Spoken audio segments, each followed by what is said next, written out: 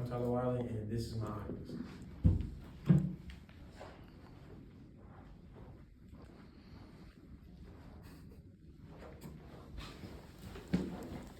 So let's imagine this. Imagine you working 30 to 40 hours a week, and you get no paycheck, but your boss sits up and he makes millions of dollars. This was kind of the way that college sports was put in a way. Yes, you got free scholarships, you got some other incentives, but in the day, you had coaches and you had other pieces of your team making millions of dollars off your hard work, off your dedication, off your sweat. So my first point well, the overall point is to tell you that I think college athletes should continue to get paid. It's a controversial topic right now, and I think it shouldn't be controversial. I mean, college athletes should definitely be paid. So my first point is going to be that paying athletes gives the overall success for the program and the whole university. Like, it helps the school and everything. So one of my first examples is going to be Ole Miss or the University of Mississippi. So I'm going to say Ole Miss. In 2021, Ole Miss had an enrollment of around 21,000 students. 21,000, so that's a good bit of students, not a very big school. In their football record, overall, they went 5-5. It's not a bad year, but it's not a great year at that. They're also, their revenue like athletic revenue, not just football, overall, they had $129 million in revenue between those 2 years. Now, in 2026, hold on, I'm missing something. Hold on, in 2026, in just 5 years, they're now at 29,000 students.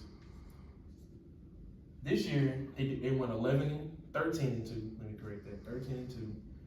And from 129 million they made that year, this year they made 178 million.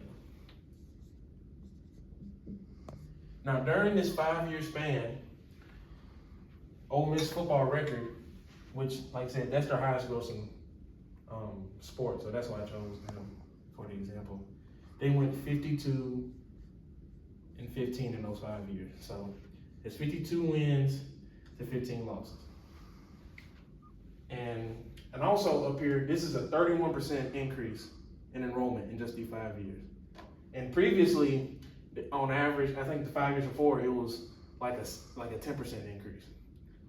And during these years, these were Ole Miss best years by far. Like, this has been their best like athletic years, like by far. Like, even if you cut out like baseball, they won national championship in this span.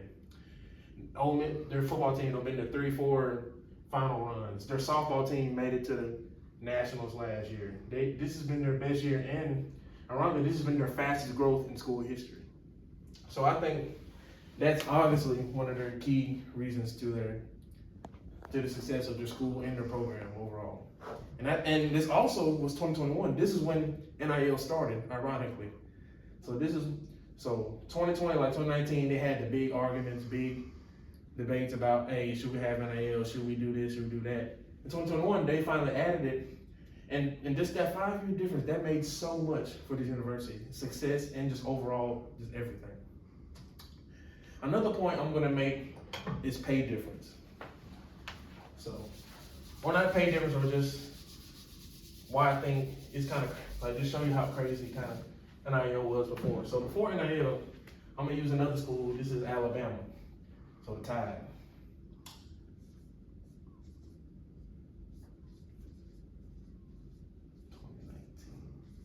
So in 2019, a lot of like football fans, they know Nick Saban. He's the highest paid guy, one of the arguably the greatest coach that ever coached college football. In that year, he made $8 million. And that's excluding his endorsement. That's just what Alabama flat out paid him. They flat out paid him $8 million. So exclude Gatorade endorsements, exclude Aflac, all that stuff. He made $8 million. Now all the other coaches as well, so the other 10 staff members, They made $7 million. Oh, that's terrible. They made $7 million. So that's just $15 million overall between 11 people. That's just $15 million right there. Now this was crazy to me. This 2019 Alabama team, they didn't win the national championship, but they were really good that year. I think they were like number 3, number 4 in the country. Had probably 10, 12 guys make it to the league. They're making millions currently. But out of 85 scholarship players,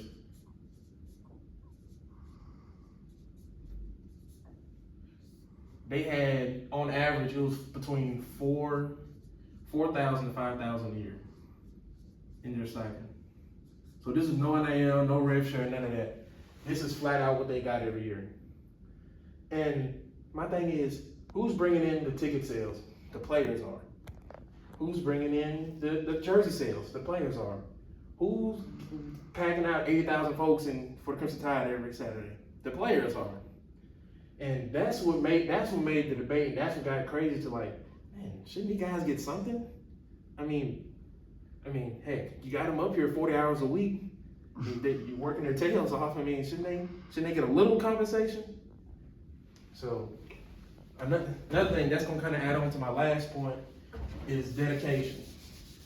So I'm a football player myself, so I can have the personal idea. On average, I looked it up as well. About 30 to 40 hours a week is what college athletes put in weekly. They practice, they train, they compete, they travel, busy, and at that, they have to manage school as well. So they have to do academics.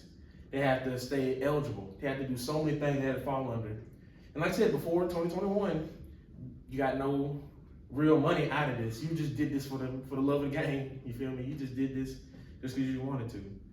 So yeah, those are kind of my points. So overall, I think that like college athletes, they should get paid, and they should continue to get paid overall. And